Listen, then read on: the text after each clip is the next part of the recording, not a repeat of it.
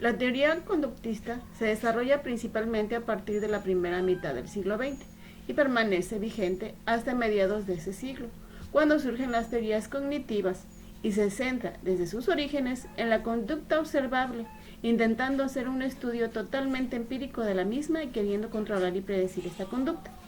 Su objetivo es conseguir una conducta determinada, para lo cual analiza el modo de conseguirla. De esta teoría se plantearon dos variantes. Una, el condicionamiento clásico. Describe una asociación entre estímulo y respuesta contigua, de forma que, si sabemos plantear los estímulos adecuados, obtendremos la respuesta deseada. Esta variante explica tan solo el comportamiento muy elementales. El 2, el condicionamiento instrumental y operante. Persigue la consolidación de la respuesta según el estímulo, buscando los reforzadores necesarios para implantar esta relación en el individuo. Para las teorías conductistas, lo relevante en el aprendizaje es el cambio de la conducta observable de un sujeto, como éste actúa ante una situación particular. La conciencia, que no se ve, es considerada como caja negra.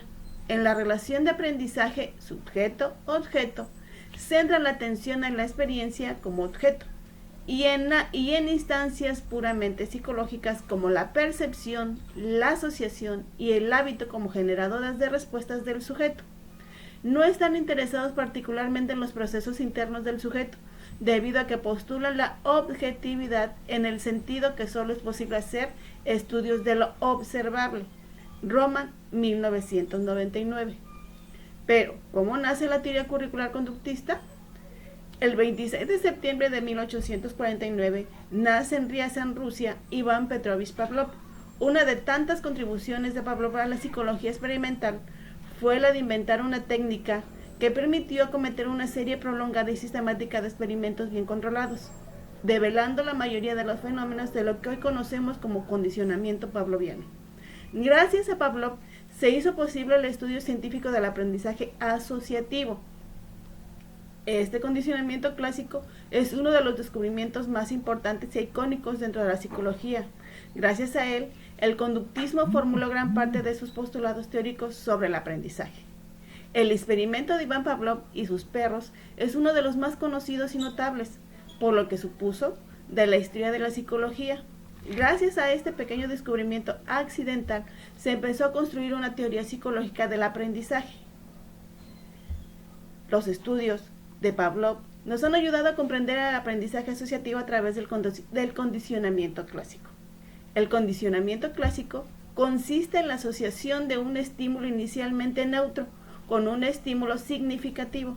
De esta manera, cuando se presenta el estímulo neutro, en ausencia del otro estímulo, se da una respuesta similar a la que se produciría si se presentara el estímulo significativo.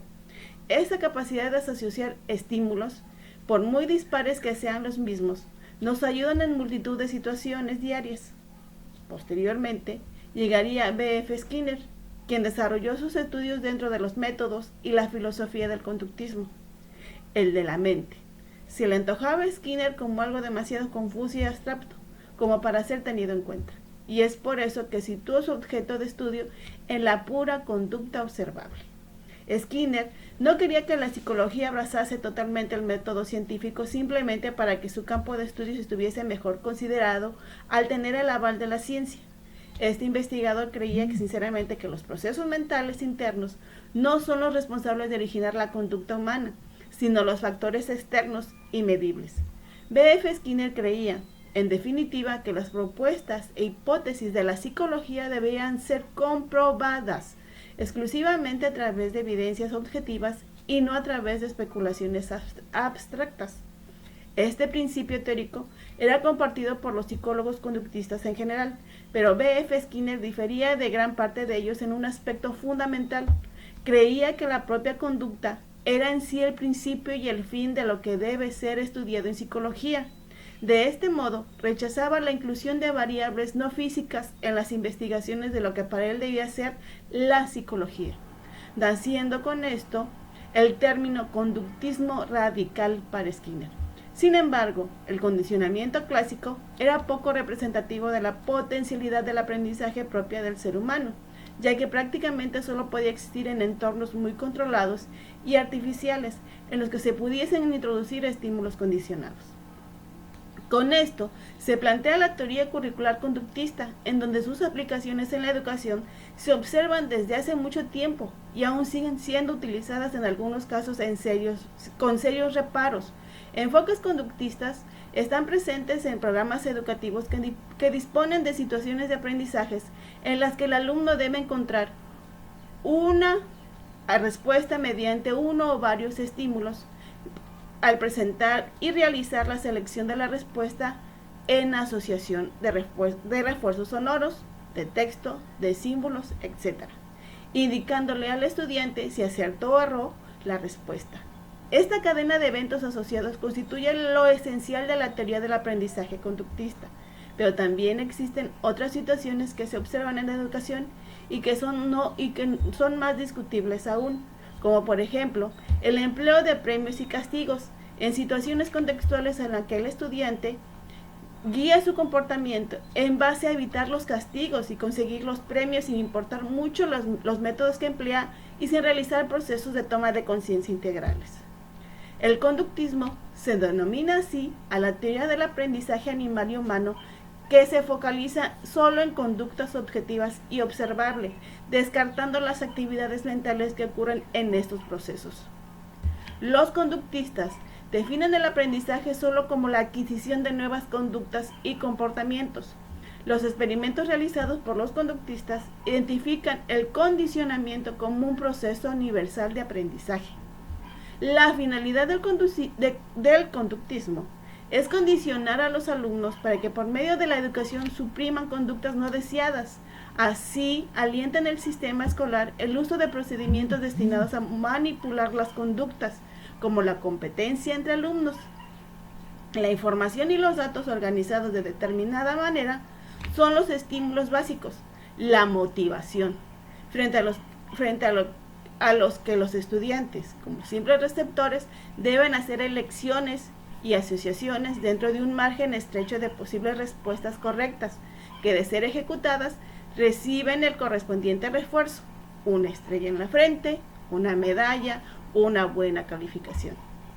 En las prácticas escolares, el conductismo ha conducido a que la motivación sea ajena al estudiante, se desarrolle únicamente la memoria, cree dependencias del alumno a estímulos externos, la relación educando-educador sea sumamente pobre. La evaluación se asocia a la calificación y suele responder a refuerzos negativos. Actualmente, la teoría curricular conductista cuenta con un gran aliado, que es la neurolingüística, que no es otra cosa más que una ciencia para producir cambios a corto plazo. Esta ciencia fue plantada por dos científicos norteamericanos, John Grinder, licenciado en Psicología y Lingüística, y Richard Bandler, matemático. Basándose en los resultados obtenidos de estudiar los patrones de grandes científicos, con el uso de la neurolingüística se establece una metodología con la finalidad de obtener resultados óptimos mediante la programación de un plan de trabajo, en uso de la teoría curricular conductista para beneficio de la educación.